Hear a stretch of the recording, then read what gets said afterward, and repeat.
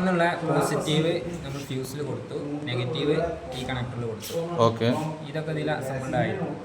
പിന്നെ ഇവിടെ നിന്നാണ് നമ്മൾ എന്ത് ചെയ്യുക, ഔട്ട് എടുക്കുന്നത്. പോസിറ്റീവ് ഇവിടുന്ന് ബ്രേക്കറിൻ്റെ താഴെ, നെഗറ്റീവ് അതാണ് ഇങ്ങോട്ട് പോയിട്ട് ഇവിടെ എത്തുന്നത്.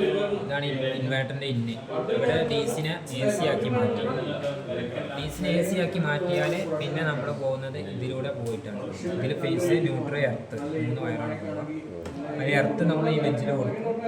ഇതിൽ നിന്നുള്ള എർത്തും ഇതിൻ്റെ ബെഞ്ചിൽ കൊടുക്കും. ഇതിൻ്റെ ബോഡിയിൽ നിന്നുള്ള എർത്തും ഇതിൻ്റെ ബെഞ്ചിൽ കൊടുക്കും.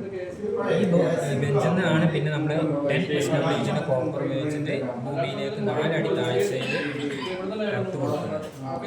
ഓക്കെ, അത് ആ ഇൻവേർട്ടറിൻ്റെ ഇന്ന് നേരെ ഇവിടെ വന്നു, ഫേസ് ഇവിടെ വന്നു, ന്യൂട്രൽ ഇവിടെ വന്നു. ഇതിൻ്റെ ഔട്ട് ആണ് ഫേസ്, ഇവിടെ ന്യൂട്രൽ. അതാണ് അത് ഇത് നോക്കിയാൽ മനസ്സിലാവും. ഫേസ് ന്യൂട്രൽ, ആ ഫേസ് നേരെ എടുത്തിട്ടാണ് ഇവിടേക്ക് വന്നത്. എനർജി മീറ്ററിൻ്റെ ഫേസ്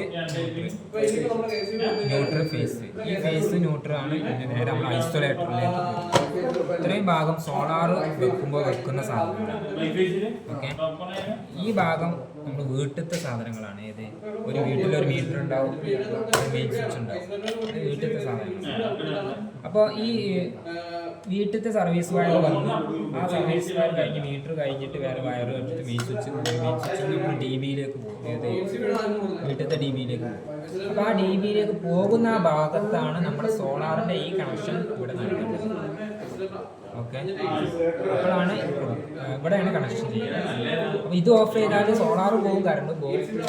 ഇത് ഓഫ് ചെയ്താൽ സോളാർ മാത്രമേ ഓഫ് ആവുള്ളൂ. വീട്ടിലത്തെ കാര്യം